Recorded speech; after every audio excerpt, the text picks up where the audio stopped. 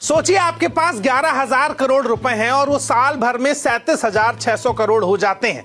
ऐसा सिर्फ भारत में भी संभव हो सकता है। सरकार ने एक बयान दिया था 2024 संसद का पहला दिन, जिसने सबको चौंका दिया। मोदी सरकार ने संसद में बताया कि पिछले 10 साल में विदेश ब्लैक मनी का कोई रिकॉर्ड उनके पास नहीं है। चौंकाने वाली बात यह है कि 2017 में वादा किया गया था कि 100 दिन के अंदर ब्लैक मनी वापस लाएंगे और उस ब्लैक मनी से सबके खाते में 10-15 लाख तो यूं ही आ जाएगा। मुझे भी लगा था कि ऐसा संभव हो सकता है, मगर सरकार अब कह रही है कि उसके पास पिछले 10 साल की ब्लैक मनी का रिकॉर्ड ही नहीं है। लेकिन रुकिए, कहानी यही खत्म नहीं होती है।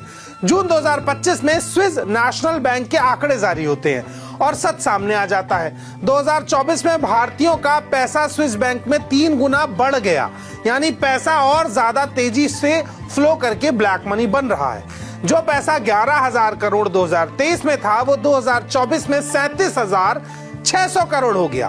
और ये सब हुआ सिर्फ ब्रह्मांड के सबसे बड़े नेता भारत के प्रधानमंत्री की देखरेख में। एक तरफ सरकार कहती है कि कोई रिकॉर्ड नहीं है, दूसरी तरफ स्विस बैंक रिकॉर्ड भेज भी रही है कि 90% पैसा तो सिर्फ ऑर्गेनाइजेशंस यानी संस्थानों का है, 10% पैसा ही व्यक्तिगत यानी पर्सनल किसी का है। अब आपको पता है कि पैसा कंपनियों का है, फिर भी सरकार कह रही है कि उसके पास डेटा नहीं है। आपको याद है 2014 जब अच्छे दिन आने वाले थे और कहा गया था कि काला धन वापस आएगा, लेकिन काला धन वापस नहीं आया और तेजी से चला गया।